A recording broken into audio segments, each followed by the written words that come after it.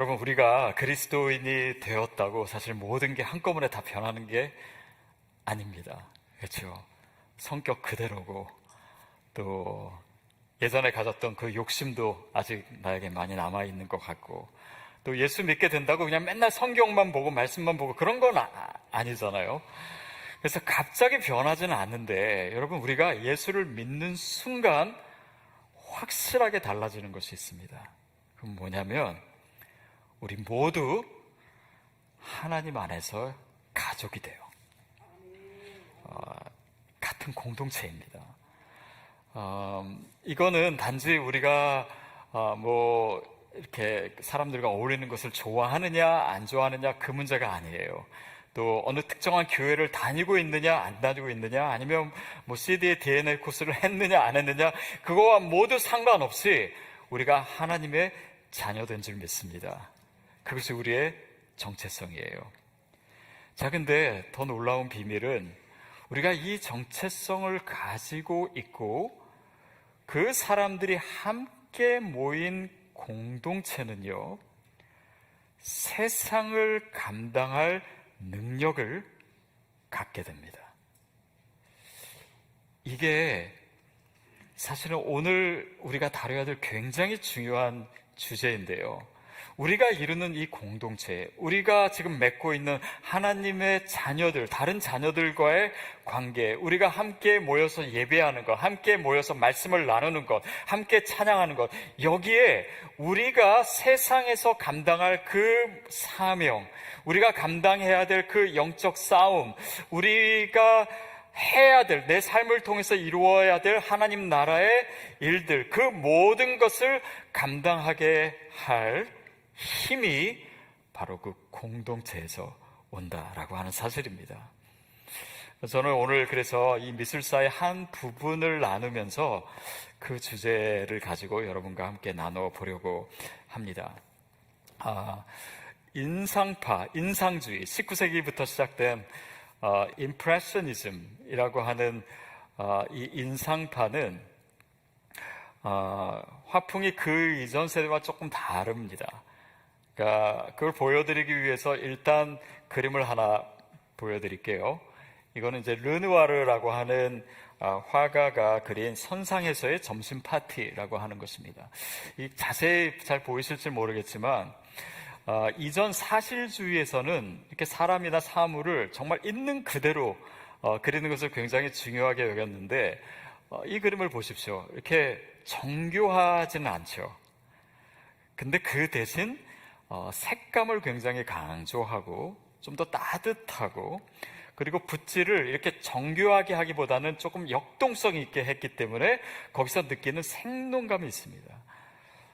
이게 이제 인상파 화가들의 작품의 이제 특징이라고 할 수 있어요.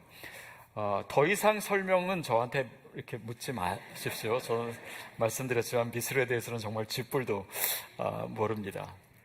자, 근데 그래서 오늘 함께 나눌 화가는요, 사실 한 명이 아니라 여러 명입니다. 인상파 화가들이에요. 거기에는 우리가 잘 아는, 지금 방금 보여드린 작품의 작가는 그 르누아르고, 또 마네, 또 시슬리, 또 모네, 이런 사람들이죠. 고흐도 이제 후기 인상파 작가이기도 합니다. 근데 이 사람들을 얘기하기보다 오늘 먼저 다른 사람에 대해서 얘기를 하려고 하는데요. 사진을 보여주시겠어요? 되게 잘생겼죠? 근데 이 사람이 누구냐면 장 프레드릭 바지우라고 하는 사람입니다. 제가 불어하는 사람을 좀 존경하게 됐어요. 왜냐하면 이 사람의 이름을 제가 읽을 수가 없더라고요.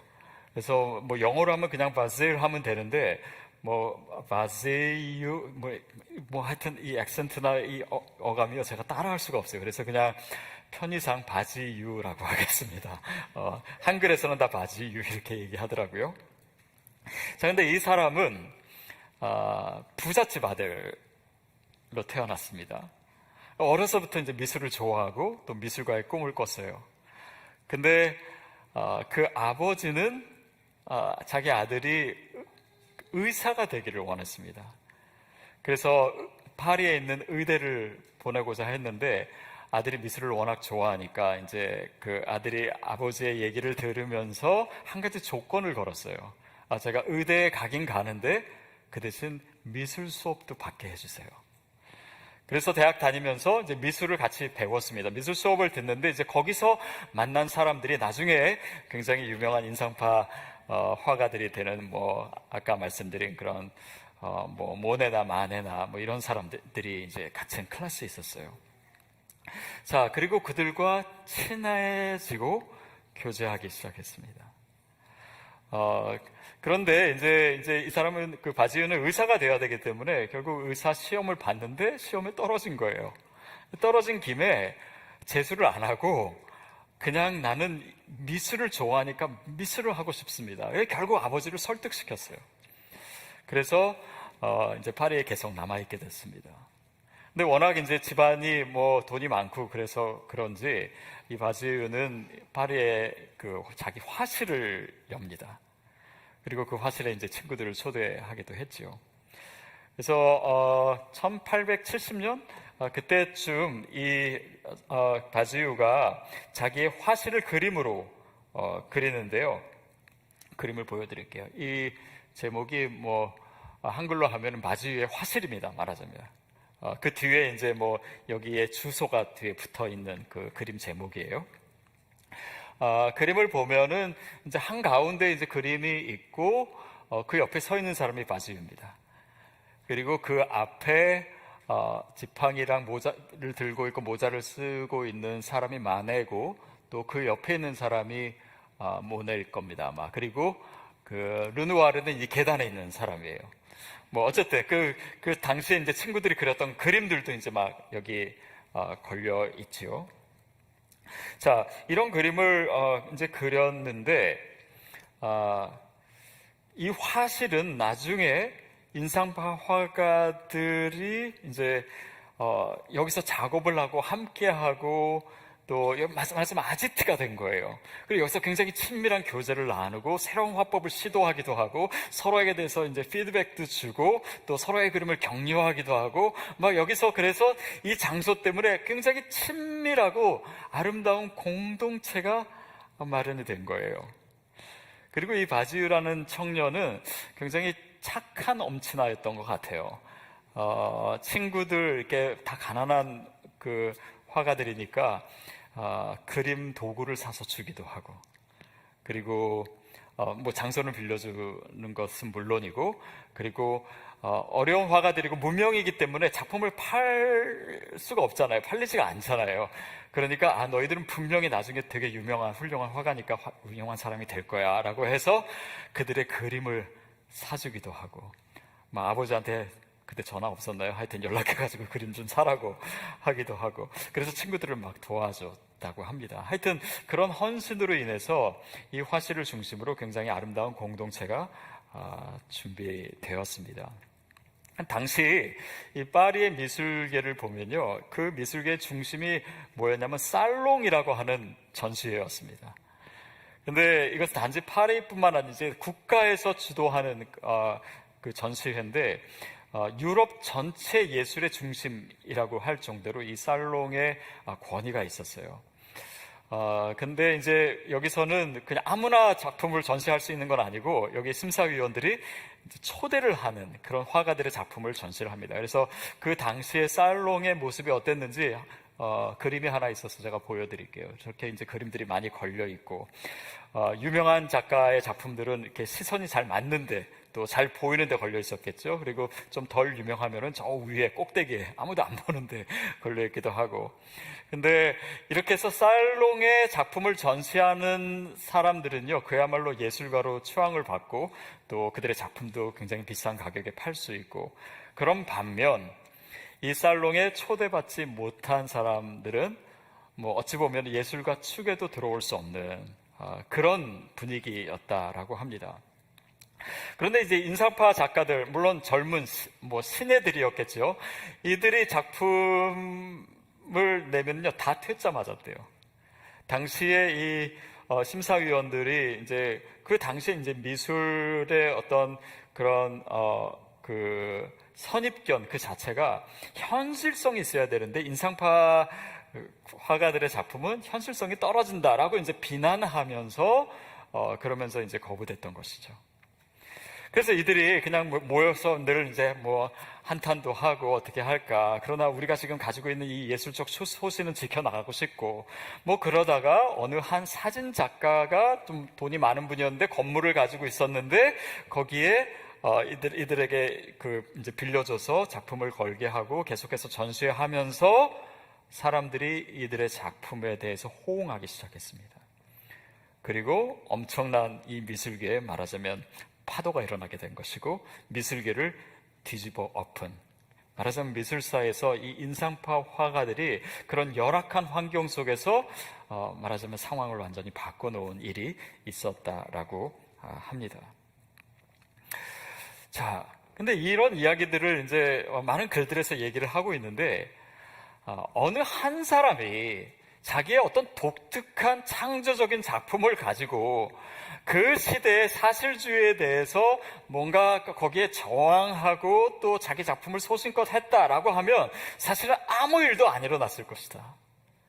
그러나 이런 인상파가 그 시대의 미술계를 완전히 바꿀 수 있었던 가장 결정적인 이유는 그들이 함께 했기 때문이다. 서로 하나의 공동체를 이루고 있었기 때문이다. 그들이 힘을 합쳤고 그래서 작은 불빛 하나하나가 합쳐져서 큰 불을 만들어내고 말하자면 파도를 만들어낸 것이다. 그런 내용들이 참 많이 있더라고요. 그러면서 사실 이 미술사에 있었던 이 일이 우리의 영적인 삶에서 일어나는 패턴과 굉장히 비슷한 것이 아닌가, 저는 그런 생각을 했습니다. 오늘 우리가 먼저 읽은 이 전도서 말씀은 우리가 혼자 있을 때와 또 함께 있을 때 무엇이 다른지를 얘기해주고 있는데요. 우리 9절부터 11절까지만 먼저 다시 한번 읽도록 하겠습니다. 시작. 두 사람이 한 사람보다 나음은 그들이 수고함으로 좋은 상을, 혹시 그들이 넘어지면 하나가 그 동물을 붙들어 일으키려니와 홀로 있어 넘어지고 붙들어 일으킬 자가 없는 자에게는 화가 있으리라. 또 두 사람이 함께 누우면 따뜻하거니와 한 사람이면 어찌 따뜻하랴. 혼자 누워있으면 춥더라도 같이 있으면 따뜻하다. 근데 단지 그것은 잠잘 때만의 이야기일까요? 또 두 사람이 한 사람보다 나음은 그들이 수고함으로 더 좋은 상을 얻을 것이다. 말하자면 혼자에서는 낙심할 수 있었는데 합쳐 있을 때 단지 1 더하기 1이 2가 되는 것이 아니라 그보다 훨씬 더 놀라운 일들이 가능하고 하나님께서 주님의 일을 하실 때 바로 그 원리를 사용하신다라고 하는 것으로 저에게는 들렸습니다. 또 10절에 보면은 혹시 그들이 넘어지면 하나가 그 동물을 붙들어 일으키려니와 홀로 있어 넘어지고 붙들어 일으킬 자가 없는 자에게는 화가 있다. 저는 그런 얘기 좀 들어본 적이 있습니다. 회사에서 물론 뭐 능력이 좀 부족해가지고 그 회사에서 나오게 되는 그런 경우도 있지만 사실은 그 옆에서 그를 변호해 줄 사람, 또 그의 편이 돼주는 사람이 없기 때문에 회사에서 어려움을 당하는 일들이 훨씬 더 많다라고 하는 얘기도 한번 들은 적이 있어요. 결국 혼자 있어서 넘어질 때 누가 내 옆에 있는가, 누가 내 손을 붙잡아 주는가, 그것이 우리 인생에서 참 중요하고 그것이 조금 더 확장된 의미가 바로 공동체입니다. 우리의 믿음 생활을 한번 보세요. 공동체는요, 우리의 믿음을 담는 그릇과도 같습니다. 그래서 이거는 그냥 내가 좋아하고 안 좋아하고 참여하고 싶고 아니면 지금 말고 그 정도의 차원에서 공동체를 생각한다면 우리의 신앙에 굉장히 중요한 본질을 놓치게 돼요. 이것이 마치 그릇 같아갔어요. 공동체라고 하는 그릇이 없으면요, 이게 다 쏟아져 버릴 수 있습니다. 저도 오랫동안 성도님들을 보고 또 교회에서 양육을 하면서 갖게 된 가장 분명한 확신 중에 하나는 믿음의 성장은요, 함께 할 때 주어지지 혼자 있을 때 주어지지 않습니다. 우리가 함께 말씀을 나누는 것, 우리가 함께 찬양하는 것, 우리가 함께 예배하는 것, 소그룹으로 모이는 것, 이것이 우리의 생각하는 것보다도 훨씬 더 지대한 영향을 우리 신앙에 미쳐요. 여러분, 우리가 아까 찬양하시는 그 모습 보면서 좀 너무 감동이었고, 또 요즘 새로 오시는 분들이 그런 얘기 많이 하세요. 어떻게 처음 예배드려 보시고 어떠셨어요? 그랬더니 성도님의 찬양 소리 때문에 너무 감동이었다고. 이렇게 찬양하는 데는 처음이라고. 근데 여러분, 혹시 할 수 없이 그냥 집에서 혼자 예배 드리시는 분도 계시긴 하겠지만, 여러분들 그래 보신 적 있죠? 혼자서 예배할 때 여러분 그렇게 찬양하시나요? 하시는 것처럼 표정 지으시는데, 많은 분들이요, 온라인 예배를 드리면서요, 찬양 자체를 안 했다고 하시는 분들 많더라고요. 그냥 보고 있었다고, 듣고 있었다고. 그러니까 함께 한다라는 것이 그 상황 자체만으로도 내 영성을 달라지게 하고, 그 함께함 자체가 내 신앙을 끌어가는 것, 그것 또한 우리가 기억해야 됩니다. 그래서 혼자 예배드리는 것이 틀리다는 얘기가 아닙니다. 또 그럴 수밖에 없는 상황이 있잖아요. 그러나 우리가 신앙생활을 혼자 한다? 아니면 교회에 나오면서도 내가 혼자 한다? 라고 하는 것은요, 신앙의 외줄타기를 하는 것입니다. 사실 굉장히 위험한 일이에요. 중심을 잃을 수 있고, 내 신앙이 왜곡될 수 있고, 떨어질 수가 있습니다. 예전에 본 영화 중에 밀양이라고 하는 영화를 보면, 거기에 시내라고 하는 한 여인이 아들을 잃잖아요. 아들을 누군가가 죽입니다. 이제 그 고통 속에서 살다가 예수를 믿게 되고 교회에 가게 되고, 그래서 하나님이 나 같은 죄인을 용서하셨으니 이제 나도 용서를 해야 되겠다는 마음을 어렵게 먹고 그 살인자를 감옥으로 찾아갑니다. 그때 그 살인자가 뭐라고 하죠? 정말 편안한 표정을 지으면서 하나님이 나를 이미 다 용서하셨다고. 그러니까 그 얘기를 듣고 이 여자가 말씀 눈이 뒤집히죠. 그리고 하나님이 용서하셨던데 이제 내가 더 이상 용서할 필요가 뭐가 있냐고. 여러분, 저는 그 영화 장면을 보면서 이 영화를 만드신 분이 어떤 의도로 그 장면을 넣었는지 모르겠지만 기독교를 아주 잘못되게 왜곡하고 있구나라는 것을 느꼈어요. 그것은 뭐냐면 기독교의 신앙 자체는 처음부터 개인적인 것이 아닙니다. 하나님과의 나와의 관계에서 끝나는 것이 아니에요. 우리가 가진 믿음은, 우리가 지금 알고 있는 이 복음은 철저하게 관계적인 것이고 공동체적인 것입니다. 하나님 자신도 공동체시고 예수 그리스도가 십자가에 달려 돌아가셔서 나만 달랑 구원하신 게 아니라 교회를 지으셨어요. 그가 십자가에 달려 죽으시고 승천하심으로 하나님의 공동체, 교회를 세우셨습니다. 여기에 신앙의 비밀이 있어요. 왜냐하면 우리가 가진 이 복음은요, 단지 개인적인 것이 아니라 항상 제가 늘 강조하듯이 하나님 나라와 연결되어 있습니다. 하나님 나라라고 하는 것은 오늘 내 개인적인 신앙과 우리 공동체와 교회를 통해서 하나님이 주신, 이 시대에 주신 사명이 있다라는 거예요. 그런데 그 사명을 어떻게 감당하느냐? 우리가 사명을 감당해야 될 그 삶의 현장에는 늘 사단의 공격도 있고 방해도 있고 장애도 있고, 거기가 교회가 아니잖아요. 그런데 그 방해와 그 공격과 하나님의 사명을 이루는 데 있어서 감당해야 될 그 영적인 힘을 하나님께서 어떻게 주시냐면 바로 공동체를 통해서 주십니다. 여기서 준비되게 하세요.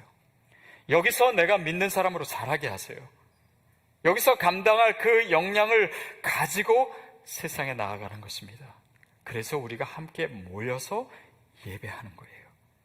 우리가 함께 모여서 말씀을 나누는 것입니다. 세상에 살면서 우리가 예배자로 선교사로 사는 것이 때로는 버겁고 힘들 때가 있기 때문에 같이 모여서 그 사람들의 서로의 이야기를 들으면서 하나님이 일하시는 걸 보는 거예요. 하나님이 저 사람 가운데 저렇게 일하셨구나. 그러면 내 삶에도 하나님께서 이렇게 일하시지 않을까 기대하게 되는 것입니다. 하나님께서 나에게 직접 얘기하시는 것도 있지만 다른 사람을 통해서, 내 옆에 있는 사람을 통해서 나에게 말씀하시는 거예요. 만약에 우리가 혼자서 신앙생활을 하고 있다면 그 계시의 통로를 스스로 닫아두고 있는 것입니다. 그것이 공동체의 비밀이에요. 우리가 잘 아는 디트리히 본헤퍼라고 하는 목사요, 신학자요, 또 저술가였던 이 사람이 지은 책 중에 Life Together라고 하는 책이 있습니다. 한국말로는 신도의 공동생활 뭐 이렇게 번역되어 있어요. 그가 우리가 뭐 보네포 얘기를 많이 했으니까 나중에 결국 처형당하잖아요. 나치에 반대하다가 근데 그 이제 수용소에 갇히기 전에 지은 책이기도 합니다. 근데 이 책에서 보네포가 얘기하는 것은 뭐냐면 신앙생활, 우리의 그런 신앙생활은 개인적 경험뿐만이 아니라 공동체적 경험을 통해서 이해돼야 된다라고 얘기해요. 그러니까 우리의 신앙이라고 하는 것은 나와 혼자 각자 해서는 우리의 믿음이나 우리의 제자도 이런 것들이 제대로 설 수 없다라고 하는 것을 이 책에서 얘기하고 있는 것입니다. 그러면서 뭐라고 얘기하고 있냐면 같이 한번 읽어볼까요? 시작. 크리스천의 공동체성은 그리스도께서 우리 모두를 위해 하신 일에만 근거를 두고 있다. 크리스천의 공동체성은 우리가 함께 모였지요, 함께 예배하죠, 교회를 이루지요, MC를 이루지요. 여기서 이루어지는 이 모든 공동체성은 어디에 근거해 있냐면 예수님께서 우리를 위해서 하신 일들에 근거하는 것이에요. 다시 말하면 그가 이 땅에 우리를 찾아오셨잖아요. 그리고 우리를 섬겨주시고 사랑해주시고 우리를 위해서 희생하신 바로 그 예수님께서 하신 일에 근거해서 크리스찬의 공동체가 만들어지고 거기서 우리가 예수를 믿는 것을 배우게 되고 믿음 안에서 성장하게 되고 그 사랑과 교제와 서로 주는 도움과 이 모든 것을 통해서 결국은 내가 세상에 나아갈 힘과 용기를 얻게 된다라고 하는 의미입니다. 실제로 본헤퍼는 본인이 잡히기 전에 신학교를 운영했습니다. 어떻게 보면 나치에 반대하고자 하는 사람들이 모여있기 때문에 비밀스럽게 하는 신학교였죠. 그래서 수많은 동료들 또 제자들을 거기서 만났습니다. 거기서 아주 친밀하게 교제했어요. 기도했습니다. 말씀을 나눴습니다. 그러면서 우리가 지금 이 히틀러의 그 치하에서 지금 교회가 가장 큰 위기 가운데 있는데 어떻게 이 시대를 우리가 대면할 것인가? 그리고 교회가 이 세상에 어떤 모습으로 존재해야 될 것인가? 크리스찬은 또한 이 시대에 무엇을 하고 또 어떤 신앙을 가져야 되는가? 그 모든 것을 혼자가 아니라 서로의 삶을 통해서 그 말씀과 교제를 통해서 그들이 갖게 됐던 것입니다. 그리고 본헤퍼는 결국 처형을 당하죠. 그는 그렇게 고백합니다. 그렇게 신앙의 공동체에서 내가 얻게 된 그 믿음, 그리고 그들이 헌신하는 그 모습들, 그리고 그때 본헤퍼뿐만 아니라 수많은 사람들이 순교하지 않았습니까? 그런 동료들이 죽어가는 그 모습, 결국 그 모든 다른 사람들과 그 공동체에서 일어났고 또 목격했던 그 모든 것들이 본헤퍼를 본헤퍼 되게 한 거예요. 그 믿음을 갖게 하고 용기를 갖게 하고 그도 순교할 수 있는 그 담대함을 바로 그 공동체에서 소유하게 된 것입니다. 물론 그는 공동체를 너무 이상적으로 얘기하지 않습니다. 공동체도 문제가 많고 또 온전하지 않다는 것을 인정해요. 그러나 그가 얘기하는 것은 뭐냐면 크리스천 공동체가 예수 그리스도의 삶의 모습을 다시 회복하고자 노력하는 가운데 온전한 공동체가 될 수 있다라고 하는 것을 믿어야 한다라고 얘기해요. 믿어야 한다. 여러분, 이것이 우리가 모일 때 정말 중요한 것입니다. 연약한 사람들이 모였습니다. 서로 다른 사람들이 모였습니다. 허물 많고 부족한 사람들에게 모였어요. 그러나 하나님께서 우리로 하여금 여기서 우리가 예수님을 같이 믿고 함께 말씀을 나누고 예배하는 가운데 이 공동체가, 이 모임이 그리스도를 닮은 더 온전한 공동체가 될 줄 믿어야 한다. 그 믿는 사람을 통해서 하나님은 그런 공동체를 만드시고 그 공동체를 통해서 세상을 대면하게 하시고 하나님 나라의 역사를 이루신다라고 하는 것이 그의 확신이었고 오늘 저와 여러분의 확신이 되기를 바랍니다. 실제로 그들은 그런 공동체를 경험했고 결국 보네포의 순교도 또 수많은 사람들의 희생도 아름다운 열매를 맺어지게 됩니다. 결국 보네포가 죽은 다음에 3주 후에 히틀러가 자살을 하죠. 그리고 나치가 무너집니다. 하나님 나라의 일이요, 이렇게 어느 특정한 한 사람을 통해서 이루어지는 것이 아니에요. 그리고 한 사람을 통해서 이룬 일이 있더라도 사실은 그 뒤에는 엄청난 그리고 온전한 공동체가 버티고 있었다는 것입니다. 여러분, 그것이 교회예요. 그것이 우리가 지금 만나고 있는 사람들이고 MC입니다. 하나님이 그렇게 일하세요. 그때 파도가 일어나는 것입니다. 그때 이 시대에 하나님의 역사가 일어나는 것이고 크리스찬이 세상에 도전하고 그리고 주님의 일들이 일어납니다. 유진 피터슨이 이 보네포의 삶에 대해서 그의 책에서 이렇게 언급하고 있어요. 읽어볼까요? 그의 삶이 시편 133편의 첫 구절에 대한 연구였다면 그의 죽음은 마지막 행에 대한 주제였다. 첫 구절이 뭡니까? 보라, 형제가 연합하여 동거함이 어찌 그리 선하고 아름다운 거. 교회에서 자랐고 또 위기 상황 가운데 공동체를 이루고 그 안에서 서로 돕고 서로 사랑하고, 그것이 보네포의 삶이었다면 보네포의 죽음은 마지막이다. 그 마지막 구절이 뭐냐면은 여호와께서 복을 명령하셨느니 곧 영생이로다. 영생이로다. 그가 공동체 가운데 또 교회에서 배웠던 그 믿음은 그로 하여금 영원한 나라를 확신하게 했습니다. 그리고 영원한 나라에 대한 확신 때문에 그의 죽음도 감당할 수 있었어요. 여호와께서 주신 그 영원한 삶, 그것이, 그 믿음이, 그 확신이 오늘 나로 하여금 내 사명을 감당하게 하고 세상의 공격을 내가 대면할 수 있게 하고 나를 용기 있게 만드는 것입니다. 그것이 하나님 나라가 이루어지는 모습이에요. 전도서 14장 12절에 그런 구절 맨 밑에 있지 않습니까? 같이 한번 읽어볼까요? 12절 시작. 한 사람이면 패하겠거니와 맞설 수 있나니 세 겹줄은 쉽게 끊어지지 아니하느니라.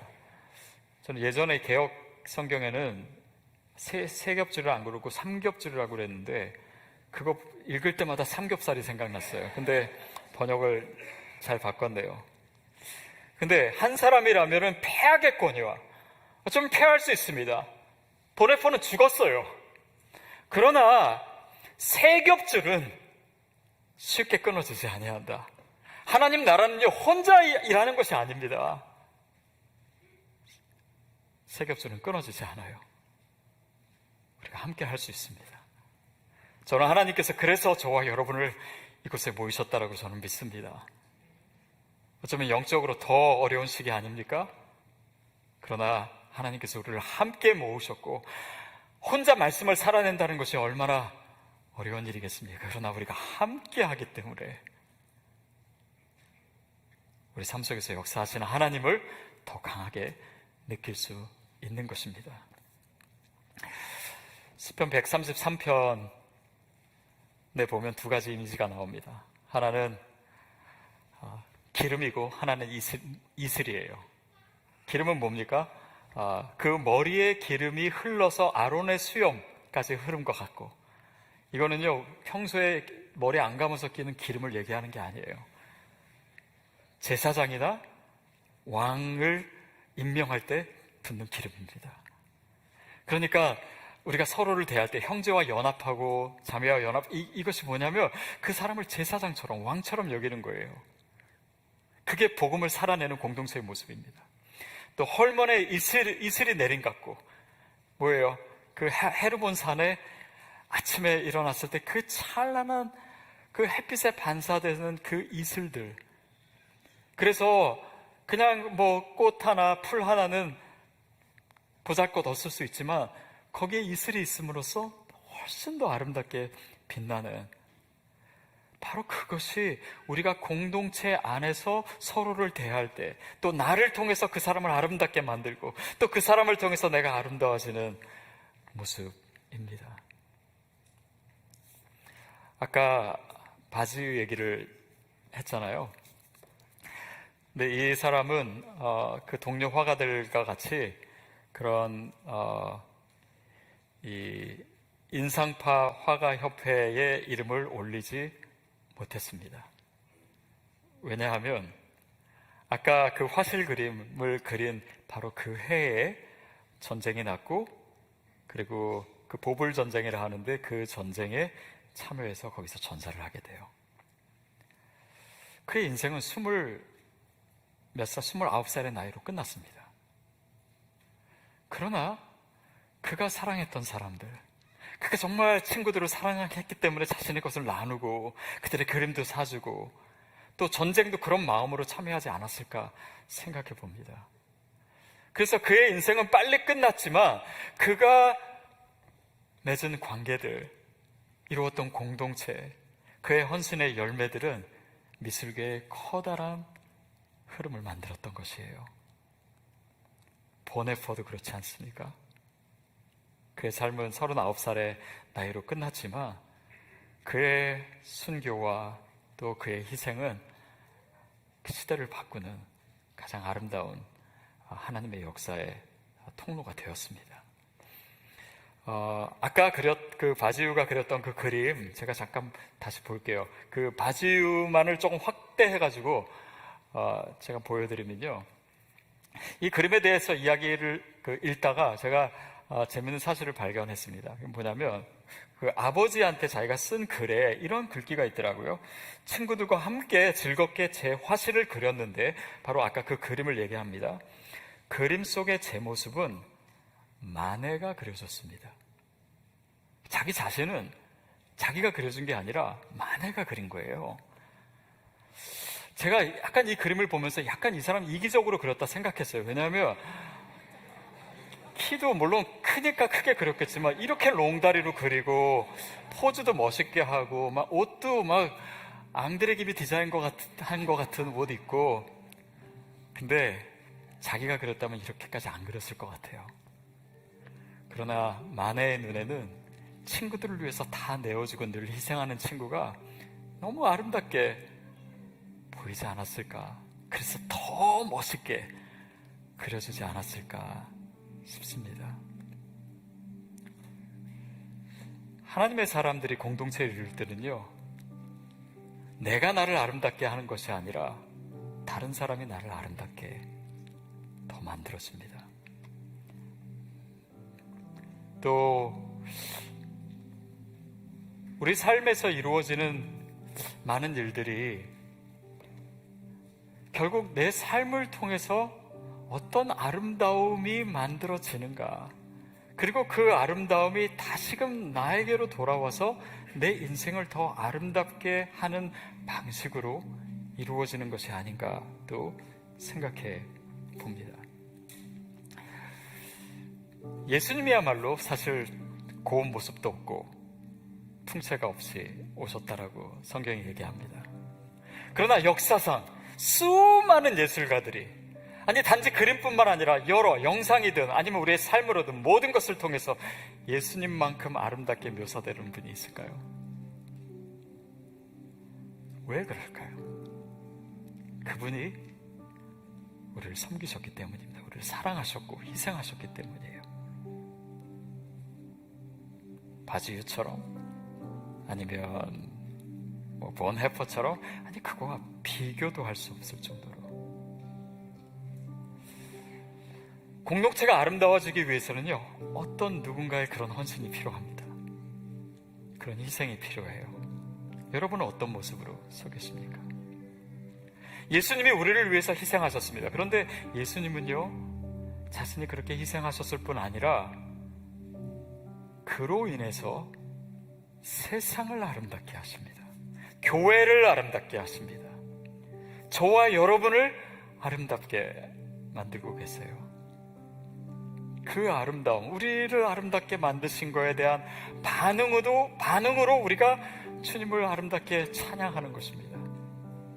내 삶을 통해서 그 예수님을 그리고 내 삶의 아름다움을 통해서 그 주님을 더 아름답게 묘사하는, 그것이 우리의 인생이고 또 하나님 나라의 일이 아닐까요?